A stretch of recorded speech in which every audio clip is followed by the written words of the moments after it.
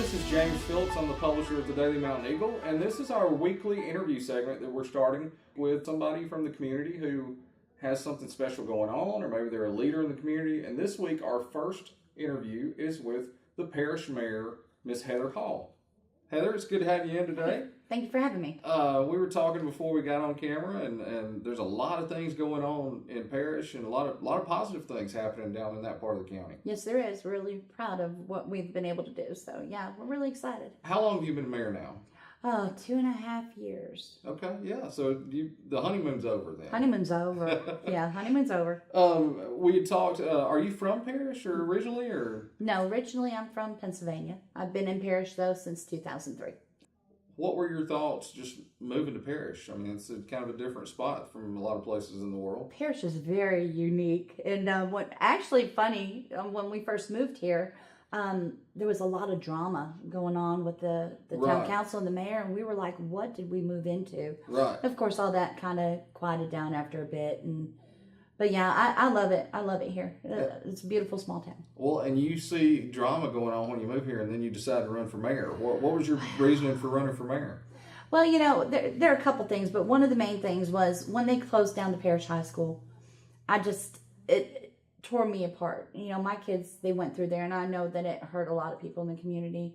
And I just felt like we could be doing more in the town of Parrish. And so I decided to try, and it worked out. Well, and since that time, you've definitely been doing more. Let's talk about a couple of things youth-wise that's going on. The elementary school at Parrish is getting just great reviews from people. It's one of the best schools in the county. Yes. And that's something that I know is a source of pride for the town. Absolutely. Absolutely. I tell people all the time it's a hidden gem. Right. Their test scores are amazing. We have a wonderful new principal, Dr. Thomas Kaiser. Right. And for the last year and a half, he's just done amazing things there. And just, it has really turned that school around, even though it was always a wonderful school. Right. But he's just put his own, touch on it. And it's really starting to flourish, and we love it. Yeah, there's a lot of things for youth to do in Parrish. One source is the Park and Rec Department, and that's an area that you guys have, I think you've grown in and are successful, and local people stay there and play sports at Parrish. Yeah, we have baseball, softball, football, basketball in the winter. Like to see some more, maybe some volleyball and maybe soccer over time, but that's just something that's going to have to come with time. Right. Yeah, but all the programs do a good job, and they win. And oh gosh, Parrish is known for athletes. Right. So yeah, they do very, very well. Well, and speaking of athletes, a lot of people may not know there's a professional football team in Parrish called the P-Town Wreckers. Yes. And they're, I guess, semi-pro. They play at the old Parrish High School football field. They go all over the southeast. I want to say last week they were in Madison, Florida. Okay. So yeah, they're doing well, and we love them. And y'all come out and support the team. They do a great job. How are the crowds? Do they get pretty good? We get a pretty good crowd. Yeah. And what's another wonderful thing about the P-Town Records, because it's not just Parrish people. You have people who, these 20-something-year-olds who played for Walker or for Oakman or Curry. Right. We have several people from all over the county who played for the P-Town Records. It's great. I wonder if they let me try out at some point. Maybe their manager. Right, there you go. That's a good idea. Let's talk about the splash pad in town. Okay. That's something. I guess it's a good thing and a bad thing sometimes. I know that we've had stories in the newspaper in the past about how much the splash pad costs, and that it's a drain on the city, but then it's also a good thing because it gives your children and families somewhere to go. So just give us a little information about the cost, and then also the good side of the splash pad. Okay, so the not so good side is that it was a $1.2 million bond, which is basically about $8,000 a month that we pay back. And it's a 30-year bond, so we still going to be paying on that thing for another 22, 23 years. It is a hardship for the people in Parrish. It's $8,000 a month. That's a lot of money. I could think of a million things that we can do with $8,000 a month. But we have the park now, and it is a beautiful park. They have the playground. We have the splash pad. Splash pad was the largest in the state of Alabama. I do believe that there's another one being constructed now that's may be larger than that. Uh-huh. But it's beautiful. We have a lot of things to do there. We do birthday parties, and people do reserve it, and we'll be opening it the weekend of Memorial Day. Okay, yeah, and people come from all over the county, and really even Jefferson County and surrounding areas to come to the place. Yes, they do. We have several like daycares and churches in Jefferson County who come 2-3 times during the summer. Right. We've had people who found our splash pad online somehow and came from Florida just to go to the splash pad. So that's kind of funny. Yeah. Yeah, that's neat.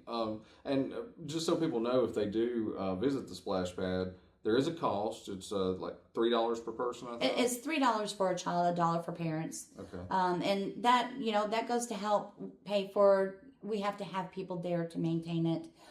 They take care of the grounds. They also are there to make sure the machinery is running properly. Because that machinery is very expensive. We cannot leave it unattended. Right. So that's what that goes to pay for. And the water. The water bill itself is about $1,800 a month. Okay. Is it open 7 days a week? Or? It's open 6 days. It's not open on Sundays except for private parties. Okay. Another big thing that you guys have started in Parrish in the last couple of years is Coal Fest. Yes. And I know that's kind of your baby. Yes. You guys had a spring festival, something like that, for a few years, but now have turned it into what's Coal Fest. Where did that idea come from? The town of Parrish is built on a coal mine. Right. Walker County is founded on coal. And we have all these festivals, throughout the year. You have Foothills and Hill Fest and Frog Festival, but nothing celebrating our heritage. Right. And so that's kind of where we were going with that. We're proud of our heritage, and right. That's why we celebrate coal in Parrish. Well, and you guys even had posters up that celebrated the local coal miners and pictures of different people and yes. things like that. And I'm sure that's something that just everybody around the county could rally together to support. Yes, and we're wanting to help it grow every year, getting more documentations and things like that. Yeah, we're trying to help it grow a little bit. It just takes time. Yeah. What do you think has been some of the most popular things that you guys have had at the Coal Fest? They like the Wall of Fame with all the different coal miners on it. But this last time we had old mining maps from all the different mines in the county. Right. Not all the different mines, but several. Yeah. And people really, you just see them sitting there and pointing at them because they're large. Just, standing in front of them pointing, this is where I worked and that we went here. It's really cool. Right. And then a lot of entertainment. You had musical acts from around the area, and then yes. I guess some even from around the southeast. Yeah, we had Trademark was our opening act. They were on Friday. They're from Mississippi, and they were wonderful. Right. And they have a pretty large following. And then Saturday, we had music acts all day. And it was just a really beautiful day. It was a beautiful, wonderful day just to sit there and enjoy the music. Yeah, that's great.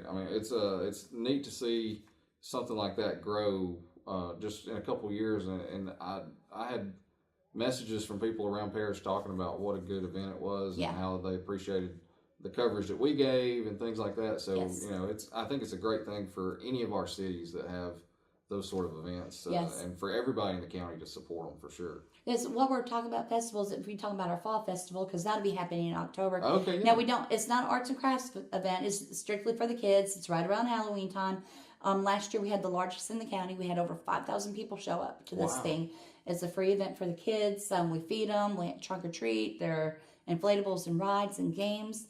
And that thing, as a matter of fact, Mayor Ramsey was the first one to start that. Okay. And it's grown from 50 to 100 people to now where we have almost 5,000. Wow. And it's wonderful. It's a wonderful event, and we have a great time with it. Have a haunted hayride now that we've added.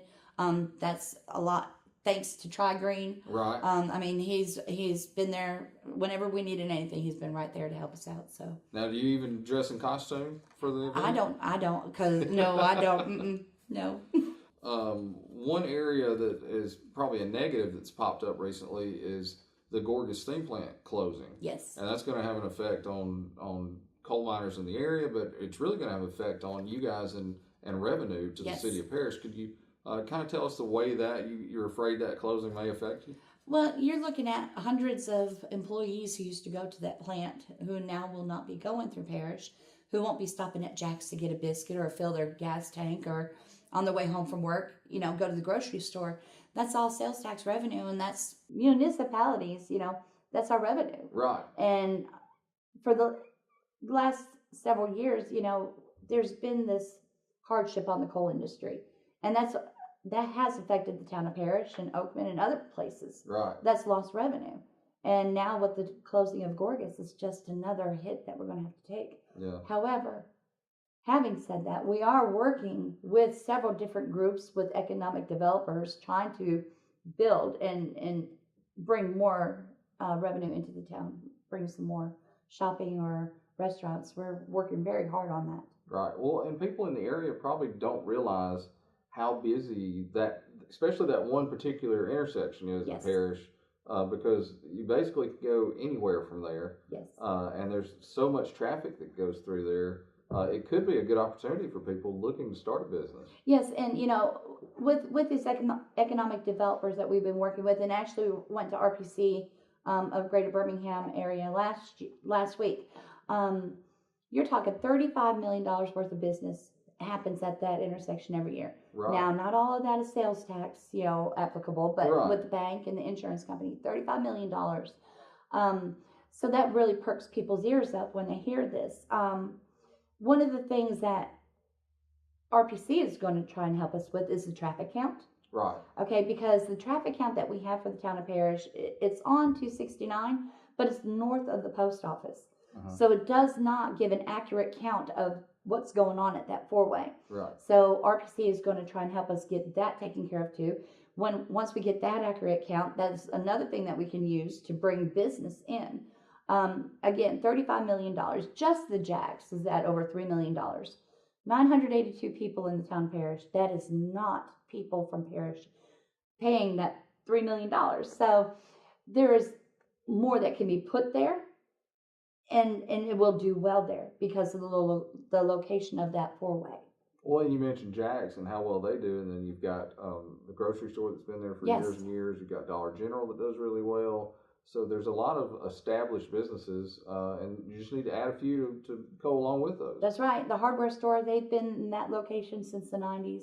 Mike's been in business for a very long time. So one thing that I know has been talked about in Parrish a lot is the road situation. Yes. You guys, and it's not just Parrish, but a lot of South Walker County, there's a lot of issues with roads and potholes and just roads falling apart. Yes. But you guys have some grant money coming in, so you're going to be able to do a little bit. Yes, we have. We received a grant. Well, we got approval for the grant because people think we already have the money. We don't have the money yet. It's a process. We've been approved for the grant. It's $350,000. The roads that are going to be done will be 3rd Avenue, 3rd Street, Clements Alley, parts of White Street, and Ada Bell Johnson. These are the worst roads in Parrish. Of course, you're going to have people argue and say, no, my road's much worse. The town of Parrish, you could put up the map and throw a dart, and that road would have to be done. Right. Every road needs to be redone in the town of Parrish. We know that. We're aware of that. And we're working on this is step number 1. Another step we're taking is trying to work with Walker County Commission to get Main Drive done. It's 1 3/4 miles. That is the responsibility of the Walker County Commission. We have been talking with them for a year, 2 years now. We're hoping that they will eventually help us out and take care of it. It hasn't been touched since 1992. It's our main drive. It's the main road. They have to travel on it to get to their county barn. Uh-huh. It needs to be taken care of. Right. Well, and people probably don't realize just how much it costs to pave a road. A mile of road is, I'm sure you probably even know the number, but it's maybe $1 million or something for No, what I could tell you, we have one estimate at $275,000, okay, and then one at $325,000. Right. So you're talking about $300,000 for a mile And a 3/4. quarter, or 3/4, and you guys are getting $300,000 $350,000. to have to put in the entire city somewhere. So. We have 23 miles of road. Right. So we just don't have the money to pave it on our own. And it is a process. And now that we've got this started again, every 2 years you can put in for the grant. Right. So, and we are very lucky we got the grant. I was told that for a town the size of Parrish, it is a very competitive market to get the grants. We are the only town our size who got a road grant. That's really good. It's really good because our roads are very bad. Right. When our grant writer came in, he initially didn't want to do a road grant. He wanted to do a grant to help us get some of the derelict properties torn down. Right. But once he got on our roads, he said, no, these are the most dangerous roads I've ever been on. Right. And we got our grant. Oh, that's great. One other kind of big news item lately has been police substation possibly coming to Parrish. You guys talked about it at your April meeting. Yes. And I think there's been a lot of, Facebook and social media rumors going around. Yes. And so this gives you an opportunity to kind of talk about what exactly you're looking at and what's not going to happen. So tell us a little bit about that. Okay, so I guess the beginning of April, maybe 2 weeks before our council meeting, a representative from the sheriff's department came by and asked if they could put a substation in the town of Parrish, if we had a building that they could look at. So, when he come by, I actually brought our chief of police into the meeting so that he could be a part of the whole entire thing, kind of hear exactly what they were wanting to do. Right. Because, of course, everybody gets concerned when they hear, well, the sheriff's department wants to move to town. They assured us it is not going to affect our police department. Our police department is still going to be our police department.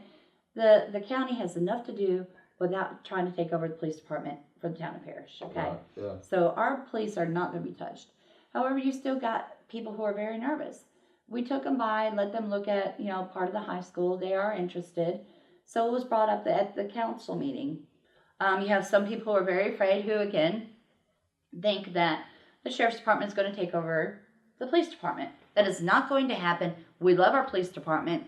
I will be the first one to tell you that if the town of Parrish were to lose their police department, we'd be living in a really bad place. That police department's not going anywhere. However, I think it would behoove us to work with our sheriff's department. And they don't need my permission for them to come into the town of Parrish and to set up a substation. They could come and do it on their own accord if they wanted to. Right. So I want to say thank you to the sheriff's department for reaching out to try to work with us. My understanding is in Curry, their substation is in a shopping mall. Right. Yeah. Okay, they could do that in Parrish if they so wanted to. Yeah. Definitely. So well, and looking at it from you guys' perspective, it's always good to have backup too, and Exactly. And that would give your officers and the town just a lot more security to have that substation there. Yeah, I can see where the concerns are coming from, but I also see the positives. Right. And when you put them on a scale, it just, to me, it seems that it outweighs. However, it's not going to be my decision. It's the council's decision. Right. We've tabled it. We're going to bring it back up at the May council meeting, the second Tuesday in May. Right. At 7 p.m. Yeah. And so anybody that wants to come and give their opinion, they could come to the council. Yeah. We'll open the floor up for a short amount of time. Right. But yeah. So we don't want people to be afraid. Right. Our police department's not going anywhere. Right. And I understand. I guess it was last year at some point you guys put the dispatcher and that sort of thing through Cordova. Maybe that's where some of the concern comes from. But you guys are definitely not looking at getting rid of the. And I'm going to tell you a difference between the two. Back when I first was elected mayor, January after I took office, I had already started talking about possibly contracting that dispatch out. Right. Okay. Never hit it. Talked about it with the council. Talked about it with our police department. It's something that we had talked about for a while before we did do it. Right. It was a business decision, and I think it's a sound business decision because even right now, if we were to go and bring our dispatch back, you're talking another $80,000 just in labor, okay, and other things. So it is helping the town of Parrish. This time last year, our finances were not good. Yeah. We were on the edge of a precipice. Yeah. We're in a totally different position now. Right. And a lot of that is because of the decisions we've made. And that's helped that. So I can understand what they're saying, but dispatch is a totally different thing than the police department. Right. When you still have that same dispatch service when you call the Parrish Police Department. 686-9991 is going to put you with the police department.